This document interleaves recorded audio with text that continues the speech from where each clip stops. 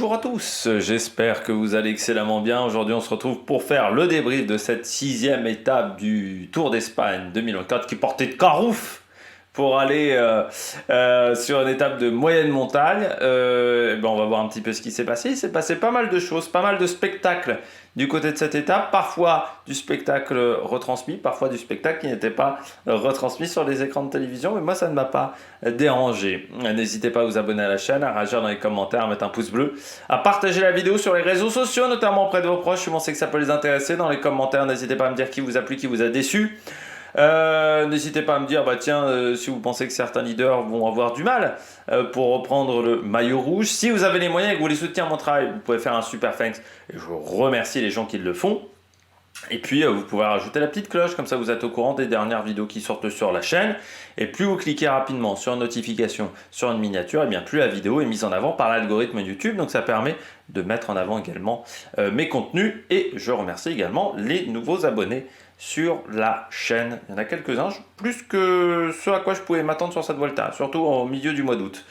Allez, cette Volta, étape numéro 6, qui partait donc de Carrefour. Alors le départ depuis Carrefour, je veux bien qu'on fasse plaisir aux sponsors, mais l'idée c'est peut-être de faire plaisir aussi aux spectateurs. Et là, faire un départ dans un magasin qui est fermé au public toute la matinée, c'est-à-dire que vous pouvez voir un petit peu comment ça s'est passé grâce à Olivier Dauvers. Olivier Dauvers, c'est un journaliste spécialisé dans la grande distribution. Moi, je regarde souvent ces vidéos parce que ça m'intéresse. J'aime bien faire les courses. J'aime bien aller dans les supermarchés. Donc, j'ai des passions dans la vie qui sont un petit peu bizarres. Le cyclisme et adorer faire les courses. Et donc, du côté de cette étape numéro 6, donc comme il est spécialisé là-dedans, il a été voir du côté de Rérez, peut-être invité par Carrefour aussi, il a montré la zone de départ, mais il n'y a personne parce que le magasin était fermé au public. Personne n'avait le droit de faire ses courses ce matin, vu qu'il y avait départ de la course. Donc en fait, il n'y avait personne dans le magasin, donc c'était mort. Donc c'est à part les supérieurs de Carrefour, il y avait peut-être Manuel Bompard, mais il n'y avait personne. Donc c'est fait un départ, mais triste, mais alors à un point. Et puis ça fait un départ fictif où on part d'une zone commerciale, donc c'est quand même pas les endroits les plus beaux de France et ni d'Espagne, les zones commerciales. Donc j'espère que ça sera la seule idée à la con, mais j'ai peur que dans les années à venir on favorise un petit peu les sponsors. On avait déjà les étapes dans le vignoble italien pour mettre en avant le Prosecco du côté du Giro. Bon voilà, je pense qu'on aurait pu avoir une étape qui partait d'un endroit peut-être un petit peu plus symbolique et un petit peu plus sympathique et joli au niveau touristique du côté de Rérez et du côté de l'Andalousie. On aurait même pu partir du circuit de moto, ça aurait été plus intéressant que de faire un départ de cette manière-là. Bon, dès le kilomètre 0, beaucoup d'attaques. Beaucoup d'attaques sur cette étape. Et puis à 181 km de l'arrivée, on a la première attaque marquante avec Sandro Meurice de la Alpecin et de Rent. J'étais déçu même que la première attaque ça soit pas fait par un coureur d'Intermarché, ça aurait été drôle. Beaucoup d'attaques. Au kilomètre 173, on a Engelhardt qui tente également sa chance. Et il y a également une attaque de Plancart, mais tout cela est repris au kilomètre 169 où le peloton est de nouveau groupé. À 167 km de l'arrivée, suite à de nombreuses attaques, on va avoir un peloton coupé en deux. Et le seul leader qui se fait piéger, c'est Jean Almeida, qui se retrouve dans un deuxième peloton. Mais tout cela rentre dans l'ordre à 159 km de l'arrivée. 155 km de l'arrivée, on a tout d'abord une attaque de Kung et de Paché. Derrière un contre avec Schmidt qui n'arrivera, Mauro Schmidt, jamais à reprendre Kung et Paché. Mais tout le monde est repris de nouveau 5 km plus tard.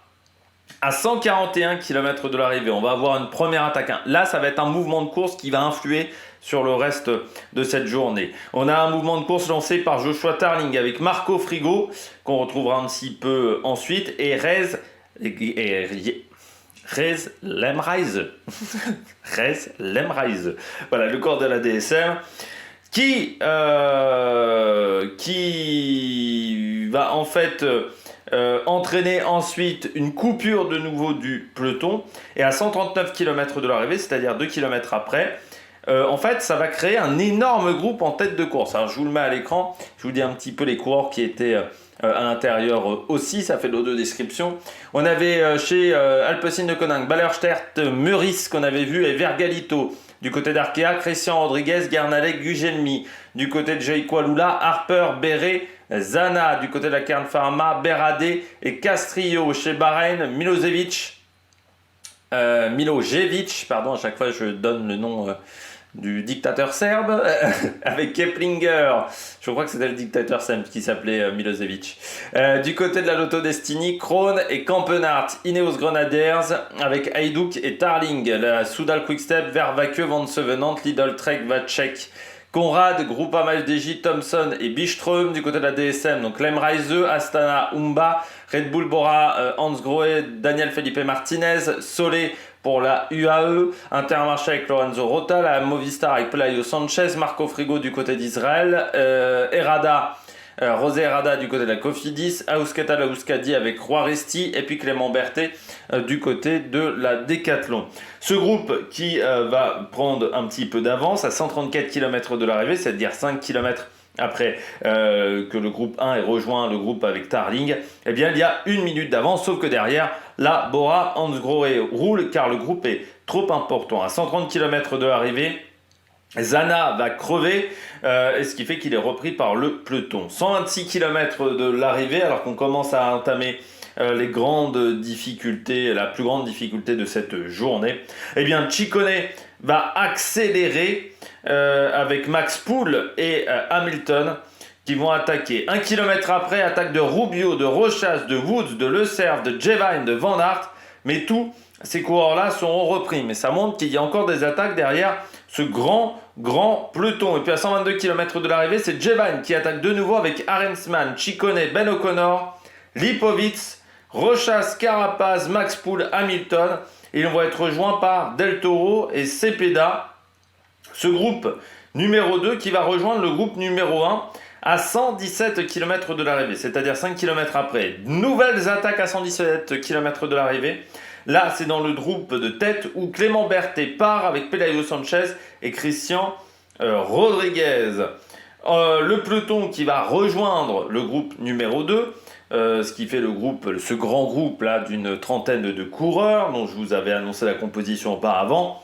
Et le groupe numéro 1 à ce moment-là n'a que 125 secondes d'avance, mais en fait le peloton ne va pas reprendre totalement tous les coureurs de ce groupe numéro 2 car un groupe de chasse va se former avec Jevine, avec Van Sevenant, Ben O'Connor, Florian Lipovic de la Bora, Hans Grohe. On a également Luca Vergalito qu'on avait déjà vu dans des attaques. Vous avez également Marco Frigo qu'on avait déjà vu également et Beradé. C'est ça, je ne me trompe pas.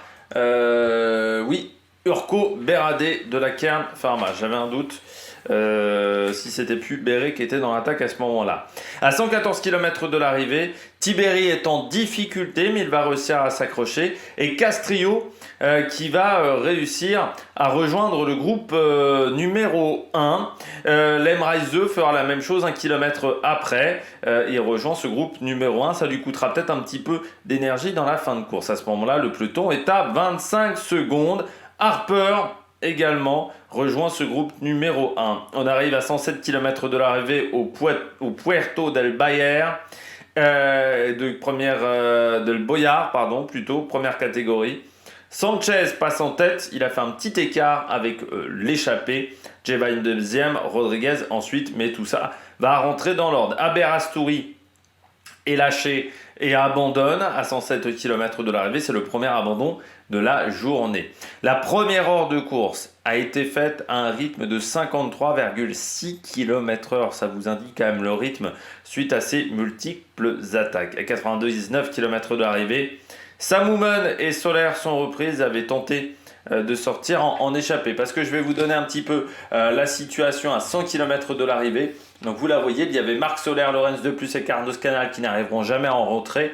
Comme Matthias Vacek, également le coureur de la Lidl Trek qui n'arrivera jamais à rentrer. Donc le groupe numéro 1 qui sera la bonne échappée du jour, c'est Jevine, Mauri Van Sevenant, Ben O'Connor, Clément Berthet, Lipovic, Vergalito, Marco Frigo, Pelayo Sanchez, Chris Harper, Christian Rodriguez, Gries Lemreise,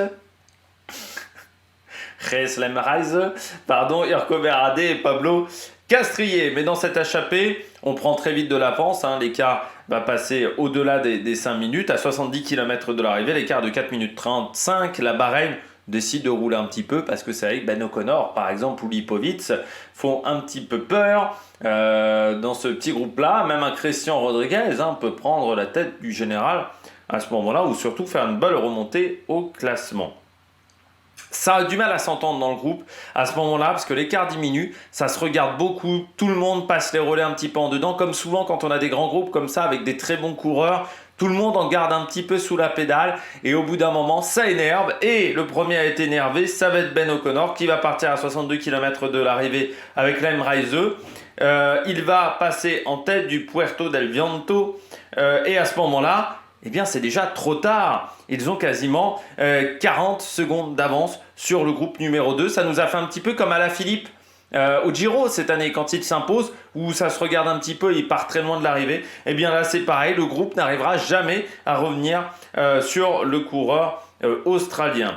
À 40 km de l'arrivée, O'Connor et L'M Raise ont 33 secondes d'avance sur un groupe de contre composé de Marco Frigo, Pelayo Sanchez et Beradé. À 1 minute 05, on trouve le groupe numéro 3 avec Jevine, Clément Berthet, Lipovic, Vergalito, Christian Rodriguez et Pablo Castrillo. Et puis à 28 km de l'arrivée, eh bien, c'en est fini pour L'M Raise qui est lâché par Ben O'Connor. On apprend au même moment l'abandon du coureur français Kenny Elissonde du côté de la Cofidis, le coureur qui n'a pas réussi à tenir la cadence sur cette journée. On arrive, on est même dans l'alto, dans les dernières difficultés du jour. On arrive dans le Puerto Martinez, peut-être la difficulté avec le plus de pourcentage. À ce moment-là, c'est Ben O'Connor donc, qui passe en tête. Dans cette montée, c'est là où il part dans les plus forts pourcentages. Et dans le groupe numéro 3, Marco Frigo décide également de partir. Ben O'Connor qui va remporter ce classement de la montagne numéro 3. Et puis ensuite il faudra faire très attention à la descente de ce Puerto Martinez. Alors pour Ben O'Connor ça passe sans aucun problème, L'M Raise perd du temps quand même par rapport à Ben O'Connor, et par contre c'est très compliqué pour Marco Frigo qui va tomber dans une épingle, mais c'est encore plus compliqué pour le peloton avec la chute de Béré, la chute d'Adam Yates surtout. On a bien entendu le caméraman faire Caïda du 116. Pelayo Sanchez lui est repris par le peloton, pas mal de Pelayo Sanchez qui est également tombé avant d'être repris par le peloton. Il va y avoir pas mal de chutes. Et à ce petit jeu-là, eh bien Ben O'Connor, ça lui permet de reprendre de l'avance parce que ça désorganise complètement le peloton qui à ce moment-là est à 6 minutes 35. C'est-à-dire que Ben O'Connor, on n'en a pas parlé, mais maillot rouge de cette Vuelta, maillot rouge virtuel, mais il va continuer à accroître son avance jusqu'à l'arrivée. Et Ben O'Connor qui va s'imposer sur cette étape avec un peloton qui finira à 6 minutes 30 à l'arrivée. Victoire de Ben O'Connor qui rentre dans le cercle fermé des vainqueurs sur les 3 grands tours. C'est le 111e à le réaliser, le 3e cette année. Après notamment Julien Alaphilippe du côté des vainqueurs sur les 3 grands tours dans leur carrière. Et c'était l'objectif, c'est ce qu'il avait dit, Ben O'Connor, sur cette épreuve, c'était d'aller remporter un 3e résultat important sur un grand tour. Au niveau des statistiques, c'est le 247e leader de l'histoire de la Vuelta, voilà, selon Pro Cycling Stats. Et puis il raye des tablettes Rohan Dennis, qui était le dernier coureur australien à avoir été leader du général de la Vuelta. Et voilà, Rohan Dennis, je pense que beaucoup aimeraient oublier son nom. On passe tout de suite à la note de cette étape. Moi j'ai mis un bon 15 sur 20. Déjà j'ai bien aimé l'étape, mais j'ai bien aimé l'étape même... J'ai pris du plaisir à lire les informations que j'avais sur Pro Cycling Stats. C'est-à-dire que même sans les images, je m'imaginais les séquences Je trouve que c'était très intéressant même. Moi, je suis pas fan, hein, vous savez, des étapes diffusées complètement en intégralité, toutes les étapes de course. Et là, je trouve que c'était intéressant parce que ça redonne un petit peu de suspense. On sait pas trop à quoi s'attendre. Je pense que certains ont démarré la télévision, ont démarré l'étape, ils savaient pas où ça en était. J'aime bien ce côté-là, surprise. Et puis, ça permet comme ça que même si tu as vu la journée à la télévision, eh bien, quand on te propose de résumer, bah, il y a un intérêt parce que t'as pas tout vu au final. On te propose également des séquences que tu n'as pas vues en début de journée. Ou dans lesquelles tu t'imaginais telle ou telle séquence. Donc moi j'ai bien aimé. Et puis bien entendu, on a une étape quand même sacrément endiablée en début de journée avec une échappée qui met beaucoup de temps à se former. Moi je me suis même dit à un moment, ça va faire un petit peu comme l'étape dans le Massif central cette année sur le Tour de France. C'est-à-dire que l'échappée au final va jamais réussir à prendre d'avance parce qu'elle va partir à 70 bornes de l'arrivée, 75 bornes de l'arrivée. Et les écarts ne se feront jamais. Et puis ça se fait. Il y a un temps d'accalmie pendant 30 bornes. Et puis ça réattaque avec Ben O'Connor. Et le numéro de Ben O'Connor a quand même été assez exceptionnel.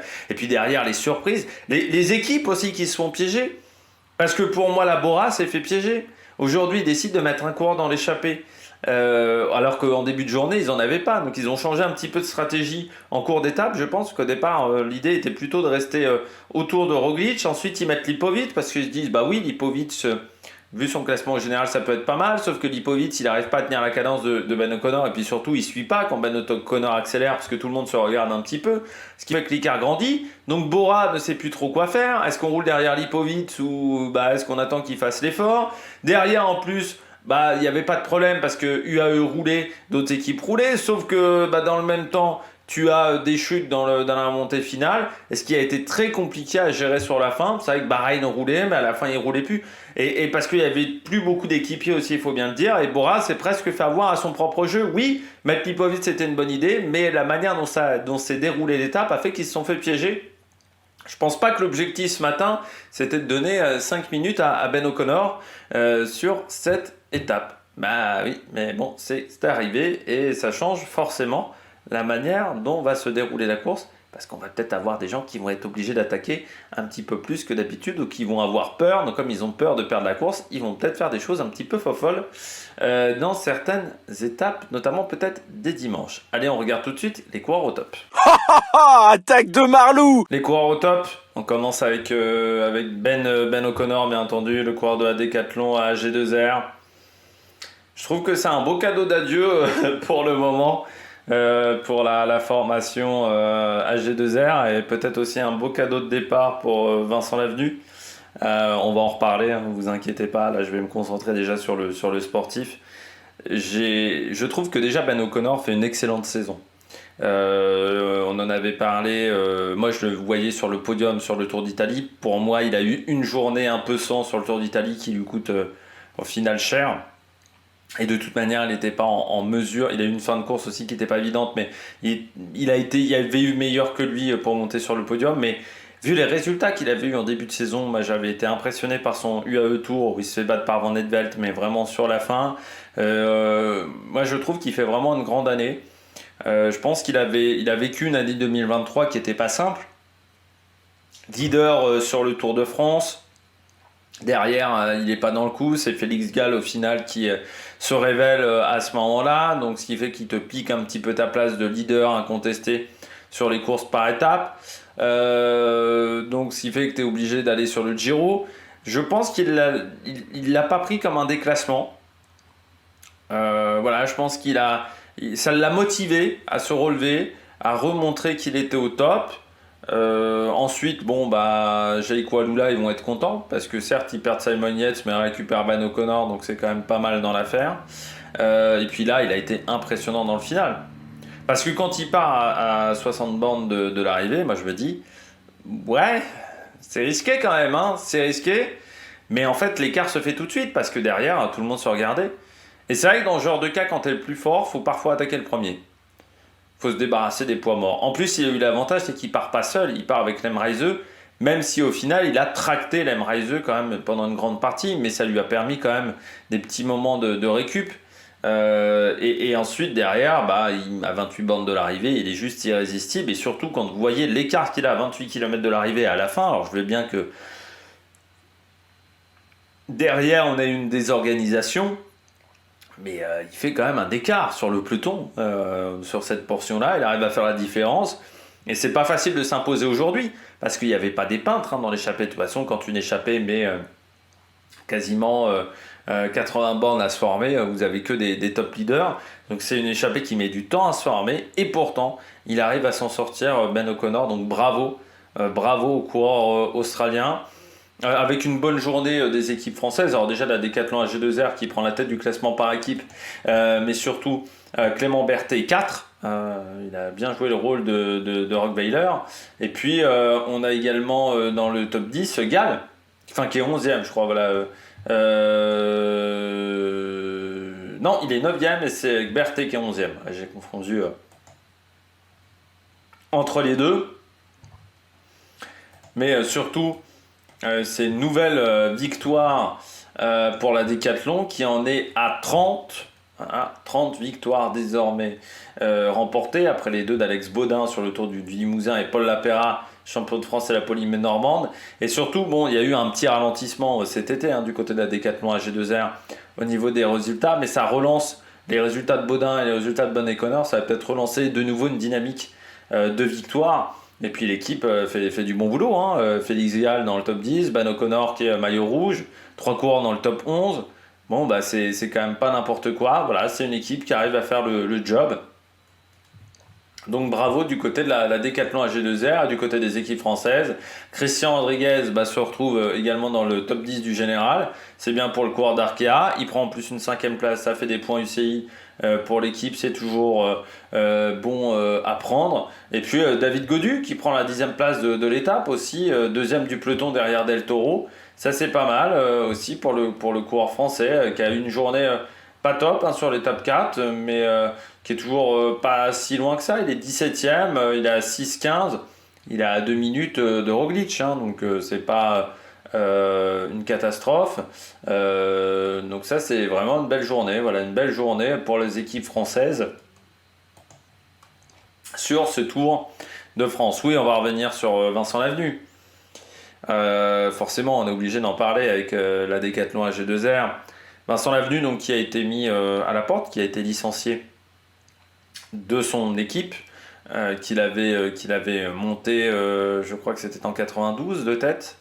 Au départ Chazal, et puis après Casino, AG2R, AG2R Citroën, AG2R Décathlon AG2R depuis cette année. Bon, on le voyait venir sur le Tour de France. Il y avait déjà eu beaucoup de rumeurs déjà en début de saison qui nous disaient, bon, grosso modo, Vincent Lavenu, il a été énormément rétrogradé, il est chaperonné et il a plus beaucoup de poids dans l'équipe, même très concrètement. Et tu sais très bien que dans ce genre de situation, quand un mec est chaperonné, de toute manière, ça reste pas indéfiniment et souvent le mec part ou est viré. Dans le cas de Vincent Lavenu, il est viré. Moi, je pense que bon, Franck Bonamour, c'est un peu une excuse. On souhaitait le dégager et bon, voilà, il a fait une erreur au moment de Franck Bonamour de ne pas le dire à la direction générale, de le garder pour soi. Peut-être parce qu'il avait peur qu'on lui reproche à ce moment-là. On considère qu'il a mis trop de temps à l'annoncer. Le contrôle positif, enfin les problèmes de passeport sanguin de Franck Bonamour, qu'il a mis trop de temps à l'annoncer à l'équipe, à la direction générale de l'équipe. Donc c'est ce qui lui est reproché, donc c'est ce qui a provoqué un licenciement. Ça ira certainement en justice, ça ne m'étonnerait pas que ça aille au prud'homme du côté de Vincent Lavenu. Je pense que c'était juste l'excuse pour le virer, c'est-à-dire qu'on voulait le virer parce que je pense qu'on lui reproche la période AG2R Citroën. La période AG2R Citroën, il y a quand même au départ un objectif qui sont les classiques flandriennes. Or, quand tu vois au bout de 3 ans, le constat c'est qu'il n'est pas bon. Et le sponsor décide de se barrer seulement au bout de 3 ans. Donc c'est-à-dire qu'AG2 Citroën n'a pas vu d'intérêt à être sponsor de cette équipe. Parce que ça n'a pas vraiment marché, je pense, en Belgique, ça n'a pas vraiment marché. Il y a eu des années compliquées. Il y a eu des séquences où parfois c'était difficile, on avait parfois du mal aussi à attirer les bons coureurs. Et je pense que l'année dernière, il y a eu, depuis le début de saison, il y a une dynamique, mais même l'année dernière, on lui reproche peut-être aussi le fait d'avoir misé sur Ben O'Connor sur le Tour de France et que ça n'avait pas marché. Je pense qu'on voilà, on avait plusieurs griefs à lui reprocher en interne. Donc au bout d'un moment, voilà, ça explose, ça pète et il part.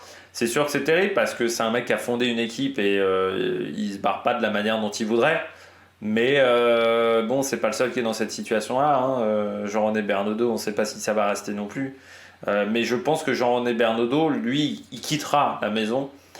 Parce que je pense que si Total Energy décide de ne pas renouveler le sponsoring, je pense pas qu'il cherche à retrouver un autre sponsor. Dans les propos de Jean-René Bernaudot, tu as l'impression que le cyclisme professionnel, ça le fait chier et qu'il a envie de se concentrer sur autre chose. Et bon, à part si Thomas Voeckler décide de reprendre la maison, ce qui me semble pas encore envisageable, ou si Vincent Lavenu voudrait peut-être reprendre l'équipe totale, je ne sais pas un jour, ça serait peut-être voilà le côté un petit peu rigolo. Je pense que ça ne se fera pas. Après, Vincent Lavenu, alors moi je suis pas un fan de Vincent Lavenu parce que je trouve que notamment son rapport au dopage à une époque dans les années 2000 était quand même un petit peu atypique. Je pense que la G2R a été l'équipe française a été une des équipes qui a eu quand même le plus de cas de dopage et qui a mis beaucoup de temps à comprendre qu'il fallait peut-être faire quelque chose en interne pour tenter d'éviter un petit peu les dopages, et on voit que ça n'a pas totalement marché parce que même dans les années 2010 tu as encore le cas Loïc Mondori, tu as le cas encore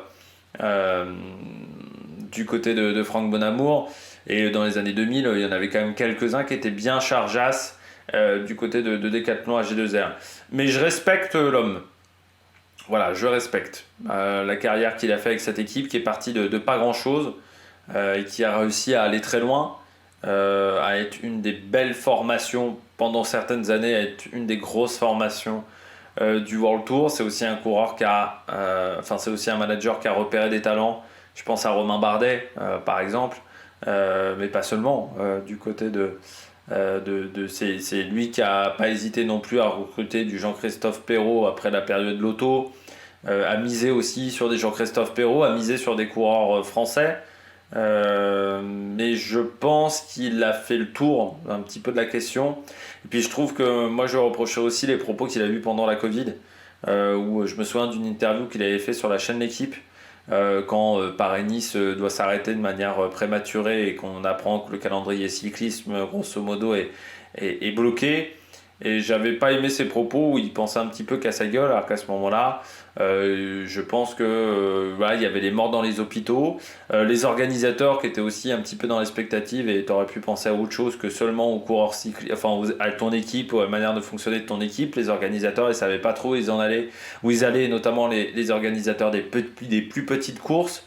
Il y avait aussi de toute manière des choses qui se passaient en dehors du cyclisme, il y avait des morts dans les hôpitaux et la situation était vraiment très critique, et j'avais pas aimé l'interview à ce moment-là du côté de Vincent Lavenu. Voilà. J'ai pas d'autre chose à dire sur Vincent Lavenu. Si vous avez des questions dans les commentaires sur Vincent Lavenu, peut-être que j'en parlerai, mais c'est vrai que quand on te chaperonne, c'est rarement bon, hein. Tous les mecs qui se sont fait chaperonner dans le monde du sport, souvent, et bien ensuite ils se sont cassés dans l'année ou dans les 2 ans qui suivaient. On continue avec Lem Reise. Moi j'ai bien aimé sa course. Alors oui, à la fin il craque un petit peu, mais je pense que c'est les efforts qu'il a fait en début de journée et surtout l'effort pour remonter sur le groupe numéro 1. Le jump, on a vu que ça lui a coûté cher parce que quand tu regardes les 3 qui ont fait ça, c'est-à-dire Castrillo, Lem Reise et Harper, les 3 ont eu du mal dans la fin d'étape, même certains ont été repris par le peloton. Moi je trouve qu'il fait quand même une belle journée. Alors oui, Marco Frigo lui passe devant, mais c'est peut-être une de ses meilleures journées de vélo à Lem Reise. Il y avait eu l'étape du Giro en 2022, à l'époque il était à la Jumbo-Visma, qui avait été intéressante. En 2022 il avait été bon dans les étapes sur le Giro, mais de manière assez surprenante il avait fini 28e du général sur ce Giro 2022. Ça n'avait pas entraîné forcément des gros résultats derrière. C'est-à-dire, je me disais, tiens, il a réussi à faire un bon grand tour derrière, bon, ça va peut-être un peu le lancer. à 21-22 ans. Voilà, ça va être vraiment la révélation de l'année et ça va le lancer. Sauf que derrière, il n'y a pas les résultats qui suivent. 2023 est une année très compliquée pour lui du côté de la Jumbo-Visma où les résultats sont... Voilà, à part le chrono par équipe du Tour de Burgos, mais qui était un chrono par équipe, sinon en dehors de ça, il n'y a vraiment pas grand-chose à se mettre sous la dent. Seulement 46 jours de course dans les pattes. Voilà, avec voilà, une condition physique qui était loin d'être exceptionnelle. Il rejoint la DSM. Bon, le début de saison n'est pas fantastique du côté de la DSM. Son Giro est assez anecdotique, à part qu'il prend la 8e place à Fano, mais moi j'en ai aucun souvenir de son Giro. Et que les résultats sont pas si exceptionnels que ça. Voilà pour l'Emreise. Et on se dit à ce moment-là, bon, le mec, certes, il a remporté la ronde des l'Isoire, mais est-ce qu'il fait pas partie de ces talents qui ont été bons en espoir et puis qui n'arrivent pas à performer chez les élites. Et là, aujourd'hui, il a montré des belles choses. Alors, il faudra voir si ça tient sur la durée et surtout si ça tient sur la durée cette année ou l'année prochaine, parce que si l'année prochaine, il n'y a pas plus de résultats, je ne sais pas s'il arrivera à renouveler son contrat du côté de la DSM. Mais je trouve qu'aujourd'hui, voilà, c'est une de ses meilleures journées de cyclisme. La meilleure sous les couleurs de la DSM, ça c'est sûr. Mais même à l'époque où il était chez Jumbo, c'est pas mal. Coureur qui avait débuté dans l'équipe de développement de la Visma, dans la Jumbo Visma à l'époque. Ça s'appelait pas encore Visma Leasebike. Et donc oui, qui avait fini 5e de la ronde de l'Isar en 2020. Et donc vainqueur en 2021 devant Tercero, qui est maintenant chez... Polti Cometa, qui n'a pas eu de résultat majeur non plus, en passant, devant Thomas Glog et Ston Mittet et Ruben Thompson. Voilà, c'était le top 5 du côté de cette ronde de l'Izoard. Voilà, toujours une course importante dans les catégories espoir, cette année remportée par un coureur de la Visma Leasebike, Darren Van Beckum, devant Jarno Vidar, qui est sur le Tour de l'Avenir, et Eino Ussing du côté de ces équipes internationales sur cette grande course que vous pouvez faire maintenant sur Pro Cycling Manager. C'était les fameuses courses avant vous n'aviez pas accès, qui étaient en automatique, et maintenant vous pouvez la faire en tant que manager du côté des grandes épreuves, voilà, pour obtenir des grands résultats. Donc ouais, l'Emreise, enfin très performant, donc ça fait plaisir. Je passe à la suite avec Marco Frigo. J'étais pas si loin, hein, deuxième aujourd'hui Marco Frigo. Il se fait avoir, hein, Marco Frigo. Parce que normalement, je m'attendais plutôt à ce que ça soit lui. Quand ça se regardait, je me disais, c'est Marco Frigo qui va un petit peu tout dynamiter. Parce que c'est plutôt un coureur qui a tendance à faire ça. Mais non, là, il l'a pas fait, Marco Frigo. Mais il est en forme, hein, très bonne condition physique du coureur italien, autant sur le Giro. Il avait été assez discret pour du Marco Frigo. Autant là, c'est pas mal en termes de résultats.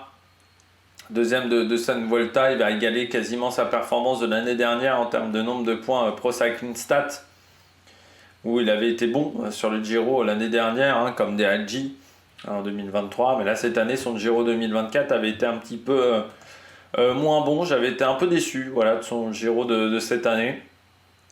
Donc ça me rassure avec Marco Frigo. Mais moi, c'est un coureur que je trouve très intéressant. C'est un vrai attaquant, Marco Frigo. C'est un vrai baroudeur, presque à l'ancienne, parce que c'est des types de coureurs qu'on ne voit plus tant que ça.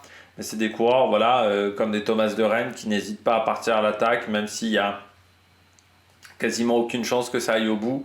On essaye quand même de prendre l'échappée du jour et d'aller chercher le top résultat. Donc voilà, du côté de Marco Frigo, moi j'ai trouvé que ce résultat n'était pas mauvais de la part du coureur italien qui est en fin de contrat. Et moi je me dis, une équipe de deuxième division, ça pourrait être très intéressant. Peut-être Q36.5, même une Total Energy. C'est un coureur qui pourrait vraiment les intéresser parce que c'est un super attaquant. Il a des bonnes qualités de puncher aussi, Marco Frigo. Mais ça pourrait intéresser, pourquoi pas, des équipes italiennes.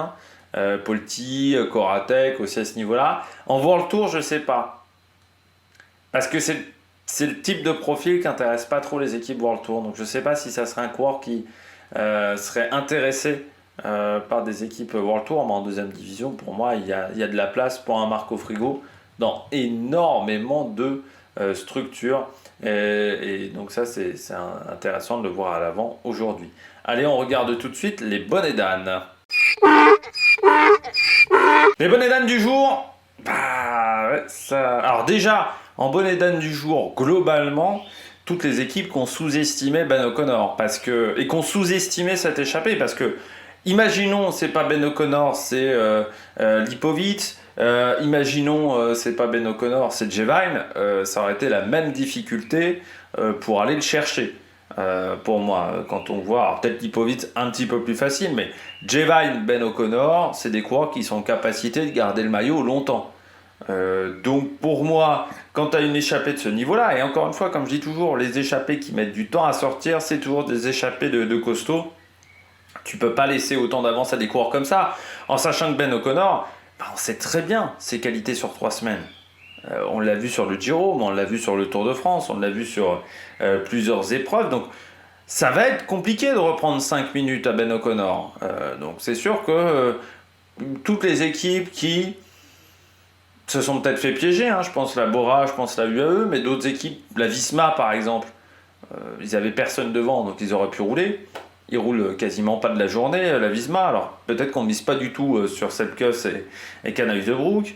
Mais d'autres équipes qui au départ jouaient le général, ont absolument pas roulé de la journée. Donc ça c'est un petit peu dommageable de ce côté-là. Bon, je commence avec Adam Yates. C'est pas ton année, Adam, c'est pas ton année du tout. C'est vrai que j'avais oublié, on me l'a rappelé hier dans les commentaires, et on m'a bien fait de me le rappeler, la chute sur l'UAE Tour.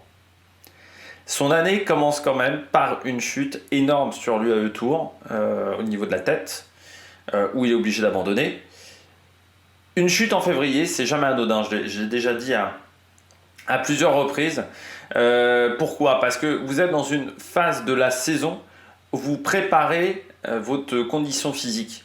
C'est-à-dire que même si on dit que maintenant, en janvier, février, on est déjà au top, on n'est pas au top. On est encore dans une phase de consolidation de la condition physique.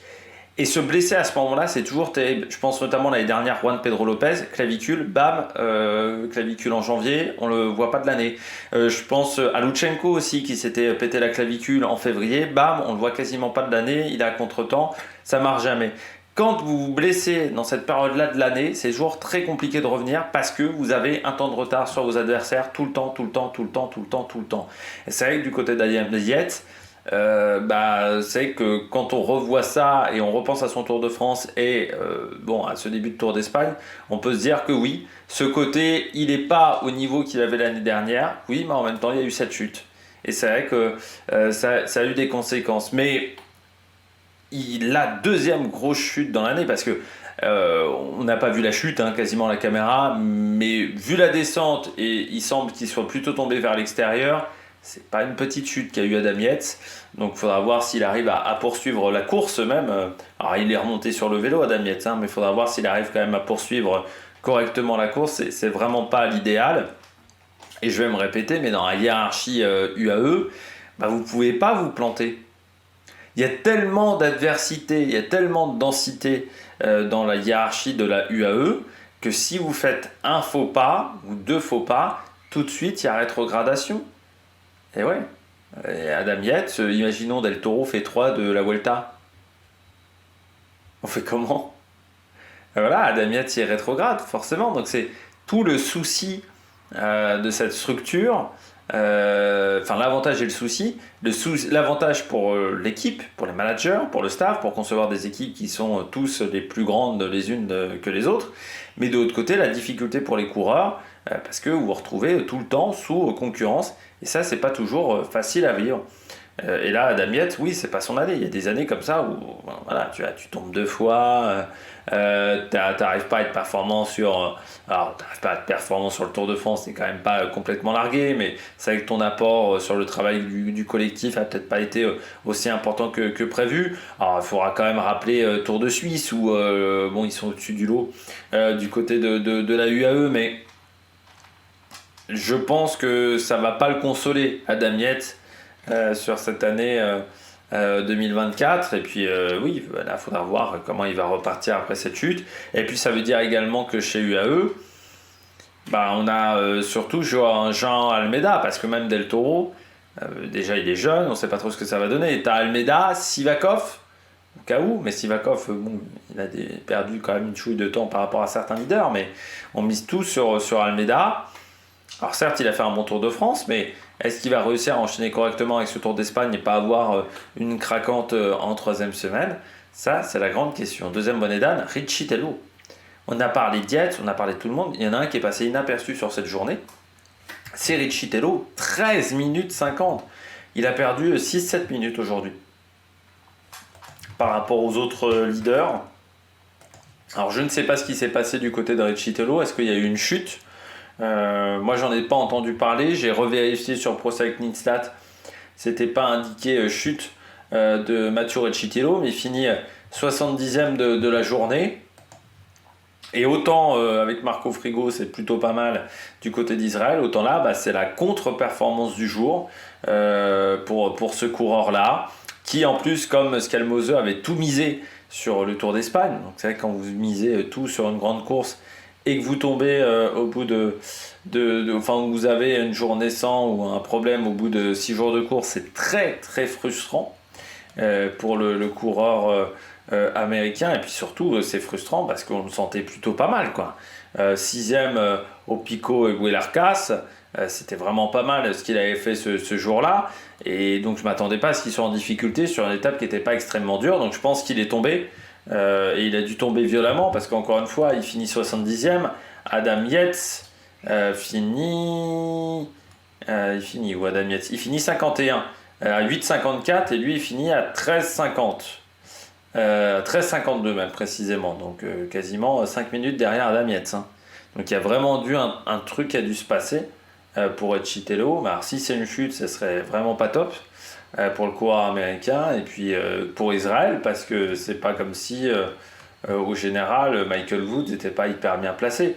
Donc on misait quand même plus sur Richitello pour aller jouer un classement général et pour aller marquer des gros points. Et là c'est vrai que c'est pas la bonne nouvelle du jour. Ce qui fait que Richitello se retrouve loin en plus au général, hein. Il se retrouve 46e, voilà, à 13 minutes 16 de Ben O'Connor. Donc vraiment une mauvaise journée. Mais encore une fois, je ne peux pas vous donner plus d'informations parce que moi-même, je ne sais pas ce qui s'est passé pour Matteo Richitello. Et puis je termine avec Kenny Elissonde. Nouvel abandon pour Kenny Elissonde. Je voulais voir l'année qu'il a fait chez Cofidis. Il est transparent. C'est pas la première fois qu'il est transparent sur une année, hein, Kenny Elissonde. Mais le problème, c'est qu'il les enchaîne. Il les enchaîne, Kenny Elissonde. Il avait un contrat d'1 an avec Cofidis. Donc on attendait vraiment à ce qu'il se relance, Kenny Elissonde. Cette année, est-ce qu'il y a une relance? Non. Je regarde toutes les épreuves auxquelles il a participé. Meilleur résultat, c'est la 12e place de la 5e étape du Tour d'Oman. C'est pas glorieux du tout. Mais la carrière de Kenny Elissonde, pour moi, est une énigme. C'est quand même un mec qui était craquito en 2013-2014. Derrière, la fin de sa période FDJ, déjà, il a une période qui est un petit peu plus compliquée, je trouve. Derrière, on le voit chez Sky, je me dis, déjà, je vois peu l'intérêt d'aller chez Sky pour un coureur de ce type-là. Je me pensais qu'il avait un peu plus d'ambition que ça. Kenny Elissonde, ça m'avait un peu déçu. Je me dis, aller chez Sky pour être équipier de Froome, il y avait quand même, je m'attendais à ce qu'il fasse mieux. Il reste 3 saisons chez Sky. C'est un coéquipier qui était très apprécié de Chris Froome. Ça, on l'avait toujours dit que c'était un coureur que Chris Froome voulait toujours avoir avec lui. Ce qui fait que l'année où Chris Froome a ses problèmes physiques, pas de chance pour lui, il fait pas un grand tour de l'année en 2019, où il court seulement 57 jours. Alors il y a quelques résultats, mais c'est vrai que 7e du Herald Sun Tour, 2e d'un chrono de la semaine internationale Copier-Bartali, 10e du Hammer Limbourg, et puis 24e du Tour de Burgos, mais il arrête sa saison en août. Il reprend chez Trek. Les saisons chez Trek, la première est pas mal. Et ensuite, ça s'est dégradé au fur et à mesure. Je trouve que la première est vraiment pas mal. Et puis, moi, je m'attendais, certes, bon, c'est un coureur qui n'arrive pas à jouer le classement général des grandes courses, mais je me disais, bon, bah, c'est pas grave, tu vois, c'est un coureur qui va peut-être jouer les victoires d'étape. Il a deux victoires dans sa carrière qui remontent quand même à plus de 10 ans de résultats. Et chez Cofidis me disait, oh, bah, il était peut-être bloqué chez Trek, c'est vrai qu'il faisait aussi beaucoup de travail d'équipier. Bon, il va peut-être réussir à se relancer chez Cofidis. Surtout que l'année 2023, bon, il y avait eu quand même un résultat sur le Tour de l'Ain, sauf que dalle. C'est un cauchemar encore pour Kenny Elissonde. Seulement 21 points UCI marqués. Donc je ne suis pas sûr que Cédric Vasseur le renouvelle. Et je me dis que à 33 ans, vu les résultats qu'il a eu ces dernières années, je ne suis pas sûr qu'une grosse équipe veuille de lui. Ou du moins, on ne mettra pas un gros salaire sur Kenny Elissonde. Et ça peut être peut-être la fin de carrière pour le coureur français. Ça serait dommage à seulement 33 ans. Et pour moi, ça serait un gâchis sa carrière par rapport aux résultats qu'il a eu. Après cette victoire du Tour d'Espagne, on a l'impression qu'il a toujours eu du mal à assumer cette victoire sur le Tour d'Espagne, que ça lui est tombé dessus et qu'il n'a pas réussi à encaisser le choc ensuite après. Allez, on regarde tout de suite les différents classements. Les différents classements de cette étape de la Vuelta, on commence avec la victoire donc de Ben O'Connor devant Marco Frigo, Florian Lipovitz, troisième devant Clément Berthet et Christian Rodriguez. On retrouve ensuite Del Toro, David Gaudu, 9 et 10. Donc les coureurs qui ont perdu du temps, Adam Yates par exemple. Vous avez également Campenart aussi. Richie Tello donc fini à 13 minutes, voilà, 13,52. Puis si on redescend un petit peu au classement, eh bien on voit des coureurs qui ont abandonné. C'est le cas d'Elissonde, de Rigoberto Urán. C'est Brian Cocard qui a fini dernier de cette étape, ce qui est moyennement rassurant sur sa condition physique, parce que normalement Brian Cocard c'est quand même un coureur qui passe bien les bosses. Pardon.